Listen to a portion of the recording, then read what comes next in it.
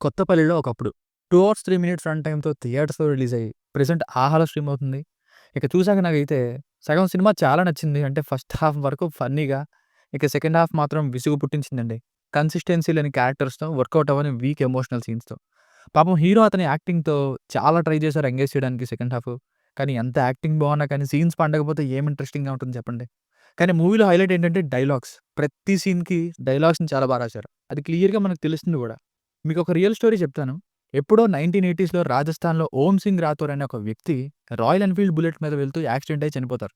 ఆ బుల్లెట్‌ని పోలీస్ స్టేషన్‌కి తీసుకెళ్ళిన ప్రతిసారి ఎవ్వరికీ అందచెక్కని విధంగా మళ్ళీ యాక్సిడెంట్ స్పాట్‌లోకి ఆ బుల్లెట్ ఆటోమేటిక్‌గా వచ్చేసేదంట. అప్పటి నుండి ఆ బుల్లెట్‌కి టెంపుల్ కట్టి బుల్లెట్ బాబా టెంపుల్‌గా పిలుస్తున్నారు. ఇప్పటికీ ఉంది. నెట్‌లో సెర్చ్ చేయండి. అయితే ఇప్పుడు ఇదెందుకు చెప్తున్నానంటే ఈ స్టోరీనే ఇన్‌స్పైర్ అయ్యారనుకుంటా ఈ సినిమాలో. సెకండ్ హాఫ్‌లో ఇలాగే సిమిలర్‌గా ఉంది. సెకండ్ హాఫ్‌లో ఆ అప్పన్న లైను. ఎప్పుడో న్యూస్‌లో చూడడమే తప్ప, ఇలా సినిమాలో ఈ పాయింట్‌ని యూజ్ చేయడం ఇదే చూడడం నేను. సో, మొత్తానికి ఈ సినిమా అయితే ఒకసారి ట్రై చేయొచ్చు కొన్ని సీన్స్ కోసం అనే ఫీలింగ్ అయితే కలిగింది.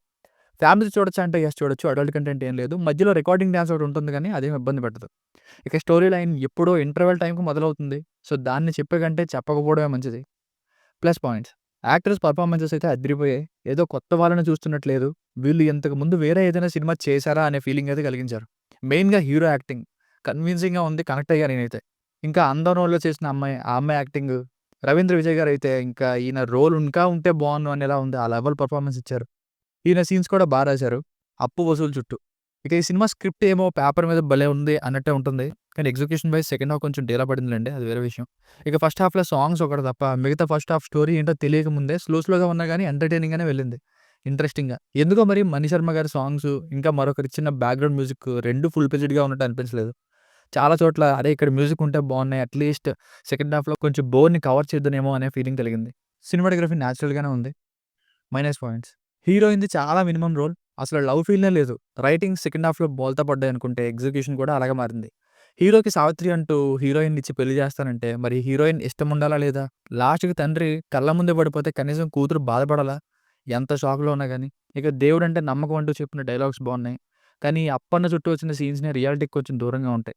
స్టోరీ ఏంటో తెలిసాక సినిమా ఇంకా బోర్ కొట్టింది. కొన్ని సీన్స్ లైక్ బాబు మోహన్ గారున్నవి ఇలాంటివి సీరియస్ టోన్‌లోకి సినిమాని ఫన్ జోన్ నుండి సీరియస్ టోన్‌లోకి కన్వర్ట్ చేయకపోగా అన్నెసెసరీగా అనిపించాయి. ఇంకా సాంగ్స్ అంత ఇంప్రెసివ్‌గా లేవంటే స్పీడ్ బ్రేకర్స్‌లా వచ్చేవి. సో, ఫైనల్‌గా మూవీకి వర్డిక్ట్ ఏంటంటే కొత్తగానే ఉన్నాయి సినిమాలోని కొన్ని సీన్స్. అండ్ ఆ కొన్ని సీన్స్ నిజంగా చాలా బాగున్నాయి. సో, సెకండ్ హాఫ్ మీద ఎక్స్‌పెక్టేషన్స్ తగ్గించుకొని ఫ్యూ సీన్స్ కోసం చూస్తాను అంటే వన్ టైమ్ వాచబుల్ అనే చెప్తాను నేనైతే. రేటింగ్ వచ్చేసి ఇది నా ఒపీనియన్ 2.75/5 మీకు కనుక నా వర్క్ నచ్చినట్లయితే బై డే రివ్యూస్ కోసం మన ఛానెల్‌ని సబ్స్క్రైబ్ చేసుకోండి. Thank you.